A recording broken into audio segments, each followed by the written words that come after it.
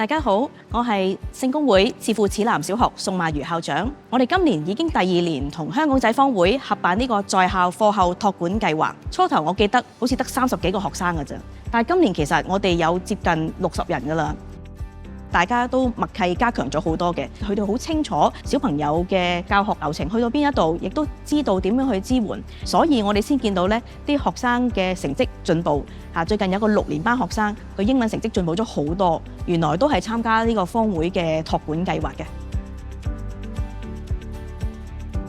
咁咧，呢個託管咧就好方便咗我哋嘅，講真，因為咧就可以好放心咁去返工啦。放學嗰啲時候，就好放心咁交俾託管啦。咁嚟緊暑假就特別幫咗我哋啦，就唔使去特登去安排啲活動嘅，因為成個暑假嚟講就可以嚟呢個坊會參加託管，咁其實對我哋嚟講就係好好咯。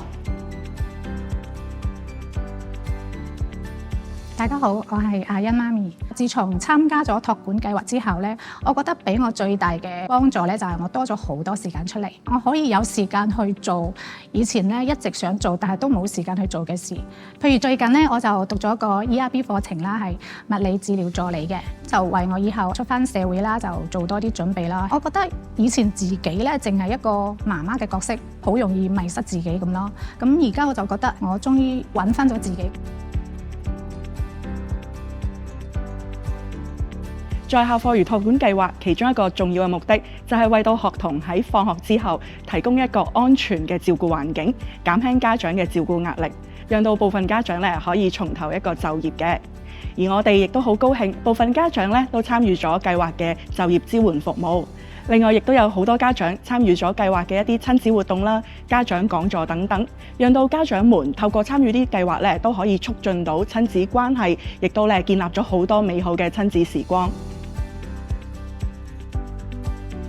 我係2A 班嘅陳可瑩，我參加咗在校託管已經2年啦。我最中意就係好多機會可以出去做義工，就可以幫到好多人，同埋可以俾到好多快樂人。我覺得好有意義。我哋曾經去過 M+ 博物館度參觀，我對藝術好有興趣。我曾經喺新年嘅時候製作咗一個巨型利是封，俾香港仔坊會帶到去維園年宵度展示出嚟。我覺得好自豪，因為我嘅作品可以俾更加多人欣賞。大家好，我係洪日希，我嘅情緒好咗，因為呢度有好多人會同我一齊玩，我認識多咗好多嘅朋友，令到我有自信多咗，所以對我嚟講，參加託管一個好開心嘅事情。喺計劃裏邊咧，其中一個最重要嘅部分咧，就係有提供功課嘅輔導啦，同埋一啲溫習嘅安排啊。咁都發現咧，同學仔有咗呢一個嘅安排之後咧，其實嗰個學習嘅動機啦，同埋見到佢哋係投入咗嘅，咁都反映到喺佢哋嘅功課上面啦，喺佢哋嘅學習成績上面啦。咁其實呢一樣嘢都係我哋老師樂見嘅。